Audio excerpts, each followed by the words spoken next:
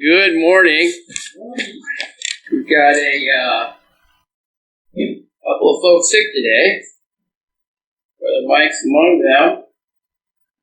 I'm going to be his poor substitution this morning. How many of you read in Samuel chapter 3 and pretty much have a character there that is introduced to the temple, a young worker, and his mother dropped him off there like somebody at the fire station, left him with Eli, and he's going to come in and be with us this morning. Can anybody guess who his name is? Anybody? All right, come on in, Samuel. Looks like Samuel's got a little bit of a beard this morning. I thought you were younger. Well, I'm going to tell you a story about when I was younger. Alrighty, I like that. So you worked with Eli. Sure. And how often did you see your mom? Well, she came by once a year, and I brought you today.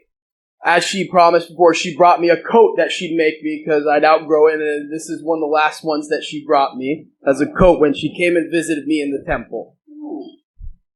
So you started serving Eli in the temple. Do you have any memorable things that happened that you'd like to share with us? Of course. Today I'm going to tell you about one night when I was fast asleep. Everybody was sleeping, and I heard a voice call out my name, and it said, "Samuel, Samuel." And I got up real quick, and I suppose, well, this must be Eli calling me. Eli's older now. His eyes are dim, and he's going blind, so he needs help when he needs to move around. So I ran up and got up as I ran to Eli, and I said, "Oh, I'm here. You called me." And Eli, he rubs his eyes and he says, "No, I didn't call you. Go lie down again. Go back to bed. You're hearing things." So I went back to sleep, and I went, "Oh, that was odd. Could have sworn that it was Eli calling me." And then I heard another time, "Samuel, Samuel." So I ran back and I said, "Eli, I'm here.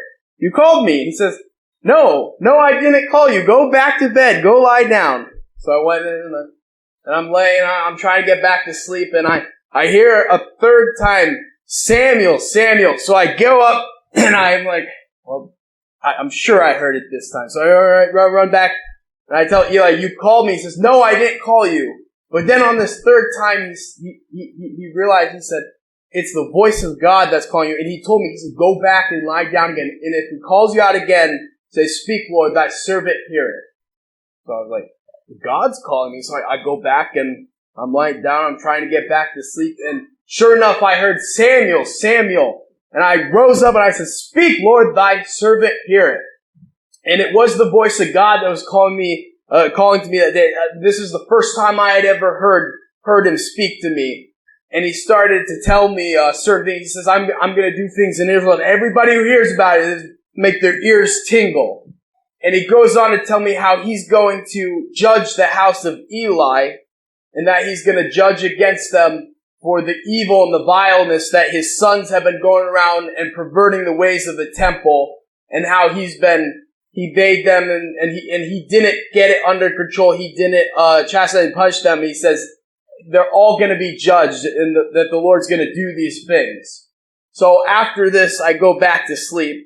I'm thinking I'm playing all this mind. And I also remember that just a while back ago, a different prophet came to Eli and told him similar things, and about how God was going to replace him and set someone else anointed up. So that morning, I'm going about, and I don't want to tell Eli what God told me, because it's not good stuff for him or for his family. I don't want to be the one to bring him this bad news. Sure. Samuel lay until the morning. He opened the door of the house of the Lord, and Samuel feared to show Eli the vision. When Eli called Samuel and said, "Samuel, my son," he answered, "Here am I." And he said, "What is the thing that the Lord has said unto thee? I pray thee, hide not it from me. God do so more to thee, and more also, if thou hide anything from me of all the things which he said unto thee." Samuel told him every whit, and hid nothing from him. And he said, "It is the Lord, let him do what seemeth good." Our seemeth him good. And Samuel grew, and the Lord was with him, and did let none of his words fall to the ground. And all Israel from Dan even to Beersheba knew that Samuel was established to be the prophet of the Lord. And the Lord appeared again in Shiloh, for the Lord revealed himself to Samuel in Shiloh by the word of the Lord. And that was the beginning of my job of being a prophet of the Lord that I'll continue to do all throughout my life, even till I die. And God's going to use me to deliver messages. He's going to use me to anoint the king, the first and second king of Israel. And He's going to use me all these things. And this is where it all started. And that you're going to continue to hear a lot more as we go through. All right, let's give Samuel a hand this morning. Thank you. And it's interesting, the Lord let none of His words fall to the ground. Everything that the Lord puts forward, His word, it will accomplish what it has, its purpose. I want to encourage you in the preparation for next week. You'll have 1 Samuel chapter 4, and I'd like to encourage you to read it. How many will say today, I'll make sure that I read Samuel chapter 4, 1 Samuel during this week.